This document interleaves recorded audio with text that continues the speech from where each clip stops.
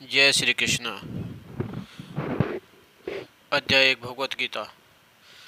कुरुक्षेत्र के युद्ध स्थल में सैन्य निरीक्षण। धर्म क्षेत्र धृतराष्ट्रवाच धर्म क्षेत्रे कुरुक्षेत्रे समवेता युद्धोत्सवे मामकाय पांडवस्य किम कुर्वते संजय। धृतराष्ट्र ने कहा, हे संजय, धर्म भूमि युद्ध भूमि कुरुक्षेत्र में युद्ध की इच्छा से एकत्र हुए मेरे तथा पांडु के पुत्रों ने क्या किया। तात्पर्य।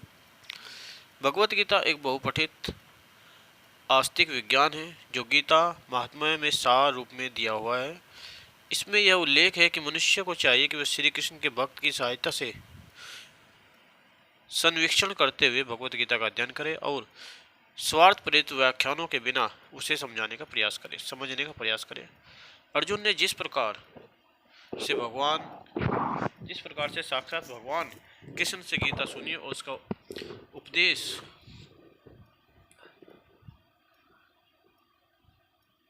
ग्रहण किया, इस प्रकार की स्पष्ट अनुभूति का उदाहरण भगवत गीता में है। यदि उसी गुरु परंपरा से निजी स्वार्थ से प्रेरित हुए बिना किसी को भगवत गीता समझने का सौभाग्य प्राप्त हो तो वह समस्त वैदिक ज्ञान तथा विश्व के समस्त शास्त्रों के अध्ययन को पीछे छोड़ देता है।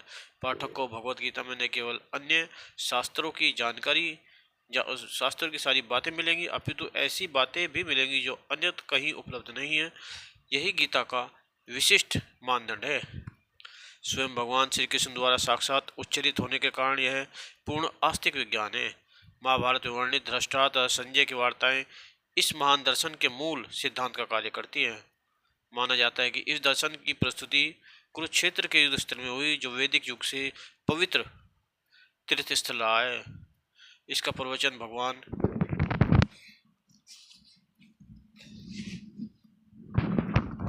द्वारा मानव जाति के पथ प्रदर्शन हेतु तब किया गया जब वे इस लोक में स्वयं उपस्थित थे।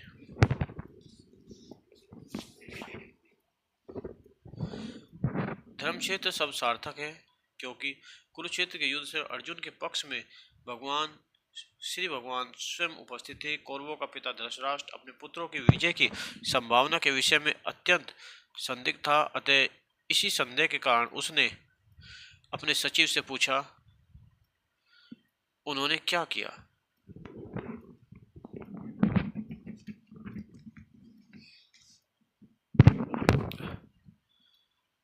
वह आश्वस्त था कि उसके पुत्र तथा उसके छोटे भाई पांडु के पुत्र कुरुक्षेत्र के युद्ध में निर्णायक संग्राम के लिए एकत्र हुए हैं।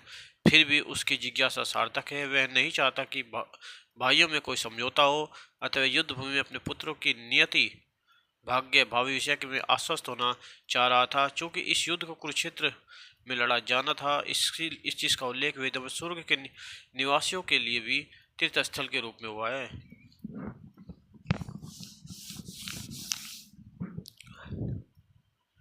अतः धृतराष्ट्र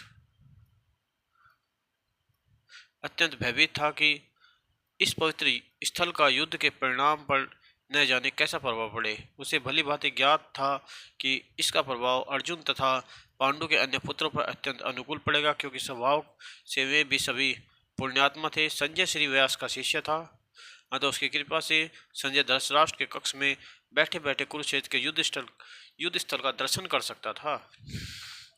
इसलिए धृतराष्ट्र ने उससे युद्ध स्थल की स्थिति के विषय में पूछा। पांडव तथा धृतराष्ट्र के पुत्र दोनों ही एक ही वंश से संबंधित है, किंतु यहाँ पर धृतराष्ट्र के वाक्य से उसके मनोभाव प्रकट होते हैं।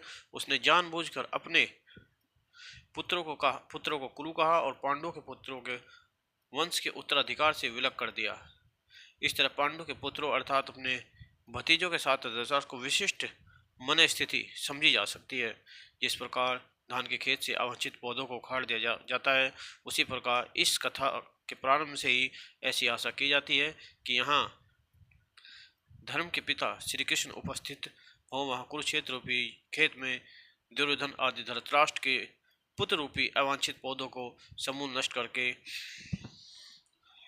युधिष्ठिर आदि नितांत धार्मिक पुरुषों की स्थापना की जाएगी। जहाँ धर्म क्षेत्र तथा कुरुक्षेत्र शब्दों की उनकी ऐतिहासिक तथा वैदिक महत्ता के अतिरिक्त यही सार्थकता है। जय श्री कृष्ण।